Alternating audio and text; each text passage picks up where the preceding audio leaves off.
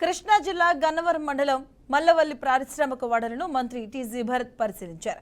పారిశ్రామిక వాడలోని సమస్యలను అడిగి తెలుసుకున్నారు. డ్రైనేజీ సమస్య, విద్యుత్ సమస్యలను మంత్రికి తెలిపారు. ఇక గత ప్రభుత్వంలో ఇండస్ట్రియల్ పార్క్ లో అభివృద్ధి శూన్యమని ఆరోపించారు. పారిశ్రామిక వాడ అభివృద్ధి చేస్తేనే యువతకు ఉద్యోగ అవకాశాలు లభించి రాష్ట్రం అభివృద్ధి చెందుతుందని టీజీ భరత్ స్పష్టం చేశారు.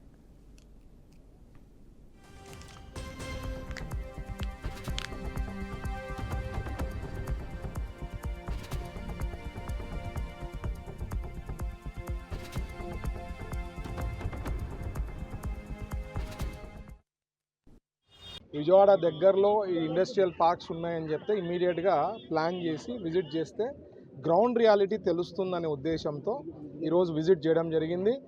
ఇక్కడ ముఖ్యంగా చిన్న చిన్న సమస్యలు చెప్పారు. అంటే డ్రైనేజు, లైటింగు ఇట్లాంటివి ఏదో చెప్పారు. కొంతమంది మనం ఇష్యూస్ ఈవినింగ్స్ పూట సరైన ప్రాబ్లంలే అవన్నీ చెప్పేసా ఇక్కడ జడ్ఎం గారికి, ఈడీ గారికి ఇమీడియట్గా దాని గురించి ప్లాన్ ఆఫ్ యాక్షన్ తీసుకొని సీరియస్గా తీసుకోమన్నా.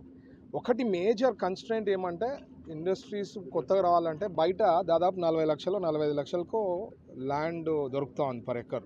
ఇక్కడ 85 lakhs అంటే ఎవరు వస్తారు? So it's big question mark. So పోనీ ఇన్ఫ్రాస్ట్రక్చర్ ఏమైనా సూపర్గా డెవలప్ చేశారా అంటే ప్రీవియస్ గవర్నమెంట్ ఏమీ చేయలేదు.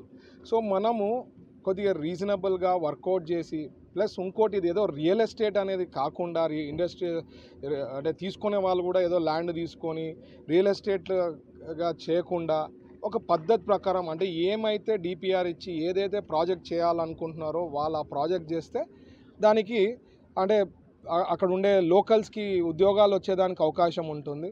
ఈరోజు మంత్రి గారు మొట్టమొదటిసారిగా గన్నవరం వచ్చి ఈ పారిశ్రామిక కారిడార్ను సందర్శించినందుకు ఆయన ముందుగా మనస్ఫూర్తిగా ధన్యవాదాలు తెలియజేస్తున్నాను. ఆయన కాన్స్టిట్యున్సీ కన్నా ముందు గన్నవరం వచ్చినందుకు స్పెషల్ థ్యాంక్స్ టు మినిస్టర్ గారు.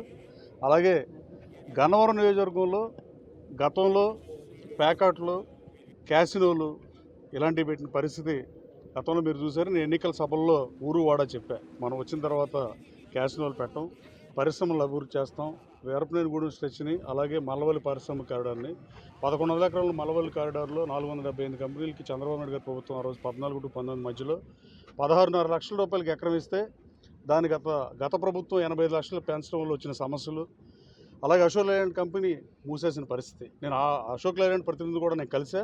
వాళ్ళు రీఓపెన్ చేయడానికి రెడీగా ఉన్నారు. July 1st week or 2nd వీక్లో ఓపెన్ చేస్తామని చెప్పారు. మొన్న మీటింగ్ 24 మంది ఇండస్ట్రీస్తో మీటింగ్ ఏర్పాటు చేయడం జరిగింది. మిగతా సిక్ యూనిట్లతో కూడా మీటింగ్ ఏర్పాటు చేస్తున్నాం. హైదరాబాద్ నుంచి కొందరు పారిశ్రామికవేత్తలు మొన్న 3 రోజుల క్రితం దాదాపు 30 మంది వచ్చి ఈ ల్యాండ్ ఇష్యూలో వాళ్ళు కోర్టుకు వెళ్ళి పరిష్కరిస్తే వాళ్ళు ఇండస్ట్రీలు స్టార్ట్ చేస్తామని రెడీగా చెప్తున్నారు.